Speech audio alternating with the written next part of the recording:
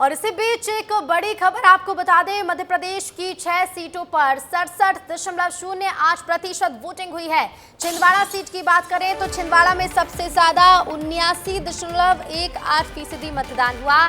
सीधी में सबसे कम वोट पड़े हैं, 55% वोट पड़े हैं सीधी में।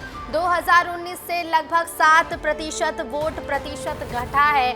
और मध्य प्रदेश की 6 सीटों के वोटिंग प्रतिशत आपको बता दें। छिंदवाड़ा की सबसे पहले बात करें तो छिंदवाड़ा में 79.59% मतदान हुआ है। सीधी में सबसे कम 55.19% वोट पड़े हैं। जबलपुर में 60.52%, मंडला में 72.49%, सीधी में 55.19%, शहडोल में 63.73%, तो बालाघाट में 73.18%।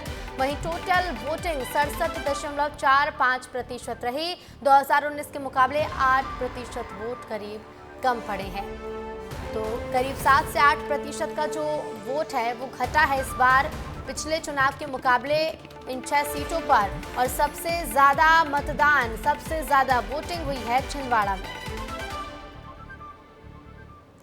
और ज्यादा जानकारी के लिए संवाददाता सूरज तिवारी सीधे लाइव जुड़ रहे हैं। सूरज, छिंदवाड़ा में सबसे ज्यादा तो सीधी में सबसे कम वोटिंग हुई है, क्या कुछ इसके पीछे की वजह मानी जाए सूरज?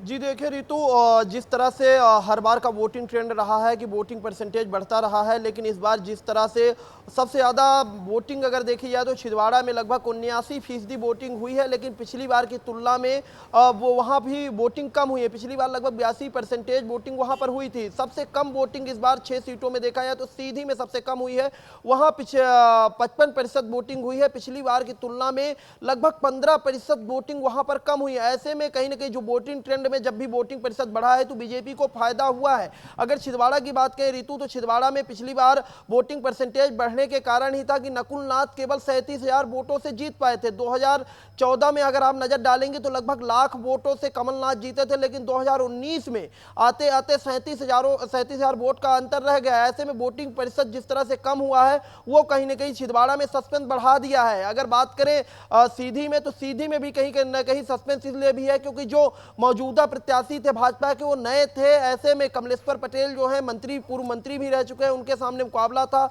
और 55% वोटिंग सीधी में हुई है। रही बात कि क्यों मतदान कम हुआ, तो मतदान कम होने का कारण इस बार पूरे चुनाव में यह देखा जा रहा था कि उत्साह जो मतदाताओं पे या जो आम लोगों पे उत्साह मतदान को लेकर होता था, ऐसा उत्साह नजर नहीं आ रहा था। पूरे वोटिंग प्रतिशत में अगर नजर डालेंगे आप रितु, तो 8%, लगभग 8%, 6 सीटों की अगर बात करें तो 8% वोटिंग कम हुई है। 67% पीछे वोटिंग इस बार हुई है, जबकि 2019 की अगर बात करें तो लगभग 75% वोटिंग हुई थी इन 6 सीटों में। ओवरऑल पहले चरण में इन 6 सीटों की वोटिंग देख रहे हैं सूरज, तो वोटिंग तो कम हुई है, लेकिन जिस तरह से कहते हैं कि बढ़ता हुआ वोट प्रतिशत किसके पक्ष में जाएगा, क्या लगता है छिंदवाड़ा में जो सबसे ज्यादा वोटिंग हुई है, क्या कुछ उसका परिणाम देखने को मिल सकता है सूरज?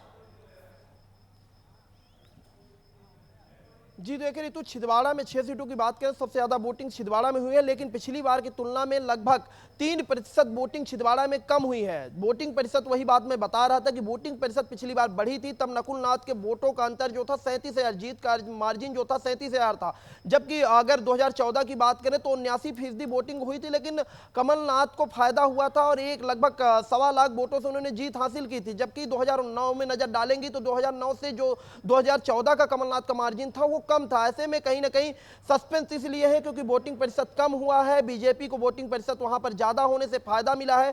तो कहीं ना कहीं इस बार देखना ये होगा कि किसके पक्ष में माहौल रहता है, क्योंकि लगातार इस बार छिंदवाड़ा में बीजेपी जिस तरह से अपनी नजर बनाई थी, जिस तरह से बीजेपी पूरा जो राष्ट्रीय स्तर में चर्चा छिंदवाड़ा की इस बार की, पूरे बीजेपी के जो दिग्गज नेता तो छिंदवाड़ा पहुंचे थे, फिर भी वोटिंग प्रतिशत कम हुआ। इससे कहीं ना कहीं दोनों पार्टियों में सस्पेंस है। कोई ये नहीं कहने को खुलकर तैयार है, राजनीतिक विश्लेषकों की भी बात मैं भी पढ़ रहा था तो कोई भी ये खुलकर नहीं बोला है कि छिंदवाड़ा में इस बार किसकी जीत हो सकती है। अगर सीधी की बात करें तो सीधी में कहीं ना कहीं कांग्रेस के पक्ष में माहौल इसलिए भी हो सकता है क्योंकि वोटिंग प्रतिशत जब भी सीधी में बढ़ा है तो बीजेपी को ही फायदा हुआ है। शहडोल में जो है वोटिंग प्रतिशत कम तो हुआ है, लेकिन इससे ज्यादा फायदा कांग्रेस को नहीं होगा। बीजेपी के जो बिल्कुल सूरज, और इसी तरह से परिणाम ही बताएंगे कि ये बदला हुआ वोट प्रतिशत किसके पक्ष में जाता है। फिलहाल शुक्रिया सूरज आपका हमसे जुड़ने के लिए और तमाम जानकारी के लिए।